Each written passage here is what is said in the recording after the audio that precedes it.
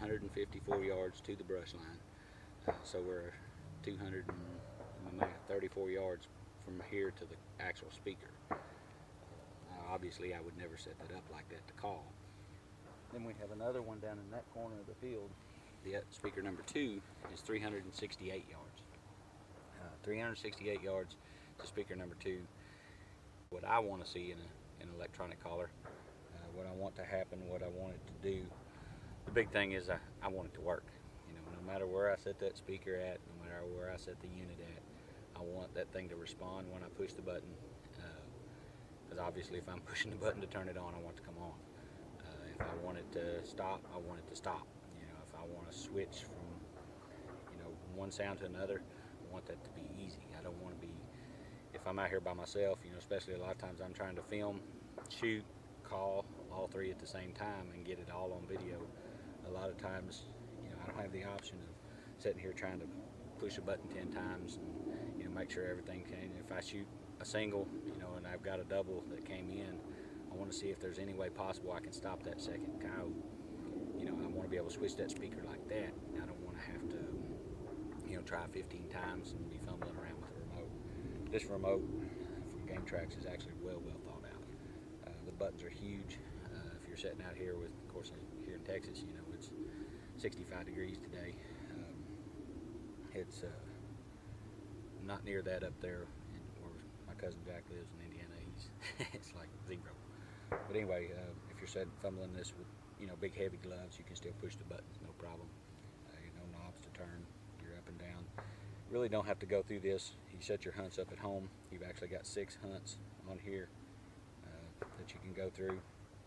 These bottom 2 are your hunt type and your change sounds. But you know, I changed it to hunt number 7 just for video purposes, to set this up to kind of show everybody how it works. I put a kit Fox Distress for that'll play on both speakers.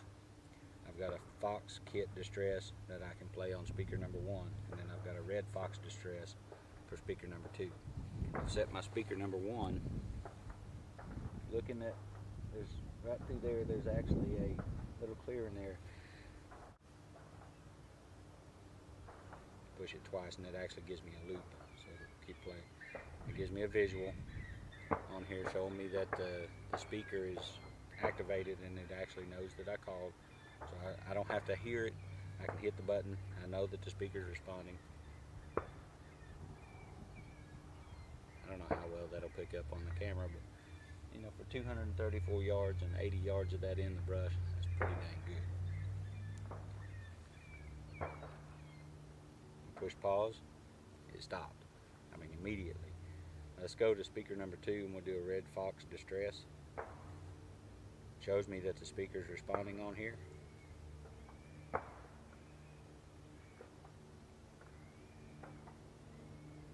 And that one's actually sitting over a knoll. You really can't see it back over through there, but it's sitting over the knoll high enough to where when I stand up I still can't see the top of the speaker.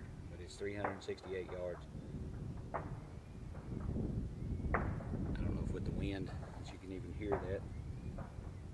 And we can actually play both of those.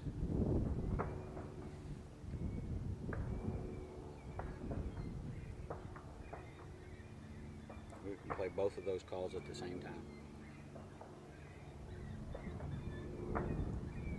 You're going to set that call up 80, 90 yards. You know, if there's going to be a little knoll or something, you know, that keeps that call around 100 yards, I would never recommend setting that call up any farther than 100 yards. You know, to get those calls out there 200 and 300 yards doesn't make a lot of sense. Now there may be a scenario like if we wanted to set, you know, that call in on the other side of those trees right there, we could do that. Wouldn't be a problem. You know, and maybe set call number 1 in there, and I could still see that brush line, and then, you know, maybe set call number 2 out here beside this other realm of trees. You know, that would give us an option of something to set up in a way to get the coyotes to coming in and then move them, you know, a little bit farther as they were coming in. But you would never set it up 300 yards, or I wouldn't. 300 yards away, you know, I really like to shoot them about, you know, 80, 100 yards. I don't want to do no 300-yard shot if I can get away from them. My whole objective is to kill them.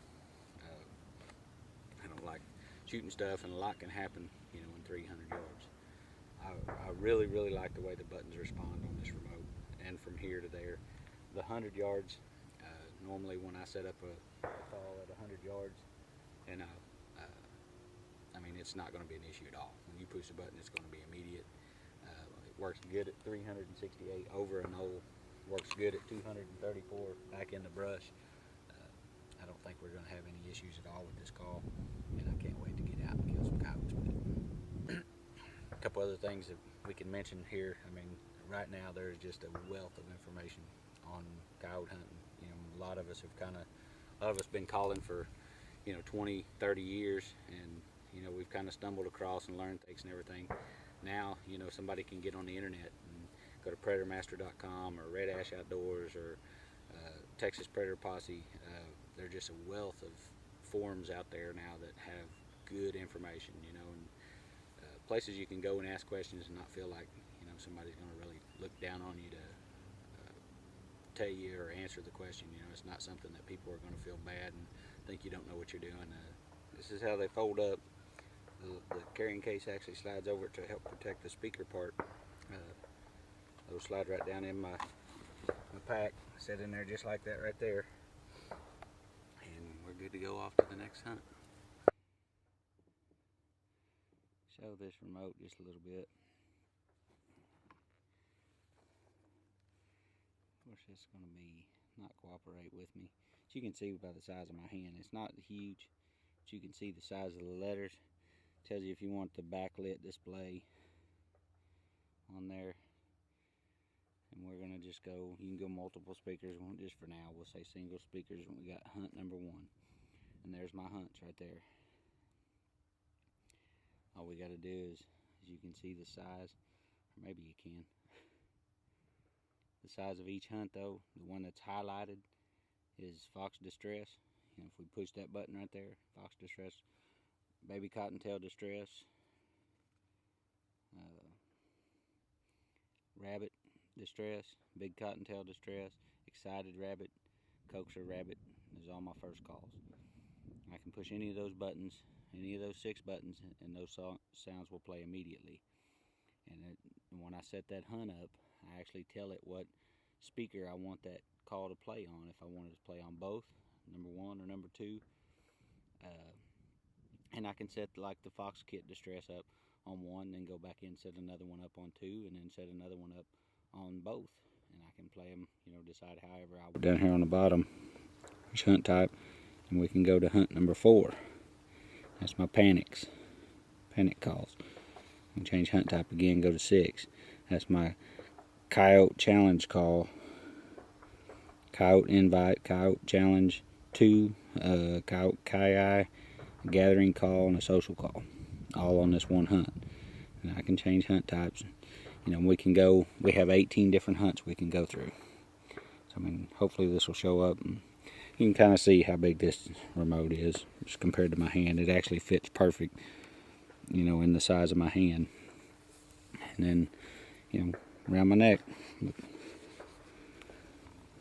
There you go. And then it also has a very good backlit screen at night.